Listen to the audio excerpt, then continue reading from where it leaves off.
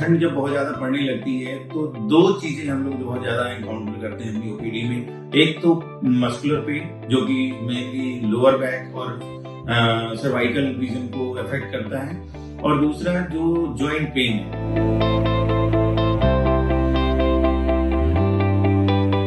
जाड़े में लोगों की एक्टिविटी भी कम ही हो जाती है और इसके साथ साथ जो मसल स्पाज़म बहुत कॉमन हो जाते हैं। अच्छा, मसल स्पाज़म क्यों कॉमन होते हैं कि भाई जब सर्कुलेशन स्लो हो जाता है, एक्टिविटी कम होने की वजह से, प्लस ब्लड भी ठीक हो जाता है और जो हमारी वेसल्स हैं, जो खून की नलियां हैं, वो भी सिकुड़ जाती है। तो इससे मसल्स को ब्लड सर्कुलेशन थोड़ा कम हो जाता है, जिसकी वजह से वहां पे लैक्टिक एसिड फॉर्मेशन होता है और ये स्पाज़म को जनरेट करता है। तो ये तो हो गई आपकी जो मसल्स के लिए।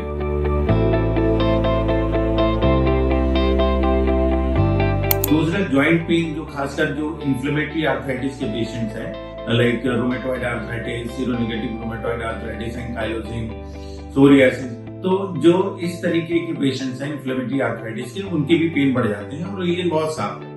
इस जो ठंड होती है, जो कोल्ड होता है, वो बेसिकली साइनोवियल मेम्ब्रेन्स को इरिटेट करता है, जिसकी वजह से वो इन्फ्लेम हो जाती हैं और पेशेंट को स्वेलिंग और पेन की कंप्लेंट होती है। अगर हम आर्थराइटिस की दूसरे टाइप के हैं, जैसे ऑस्टियोआर्थराइटिक पेन जो है, खासकर उन पेशेंट्स को जिनको कि ग्रेड 2, ग्रेड 3 या ग्रेड 4 आर्थराइटिस है, उनकी पेन भी बहुत ज्यादा बढ़ जाते हैं। और रीजन वही है क्योंकि जिन पेशेंट्स के जो ग्रेड 2, ग्रेड 3, ग्रेड 4 ऑस्टियोआर्थराइटिक पेशेंट होते हैं, उसमें भी इन्फ्लेमेशन साइनोवियल होता ही होता है because of rubbing of the bones.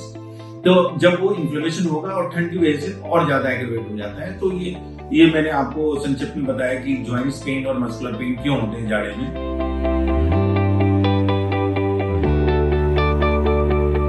अच्छा, इससे बचने का बहुत ही सीधा सरल तरीका ये है कि भाई अपने आप को एक्टिव रखिए।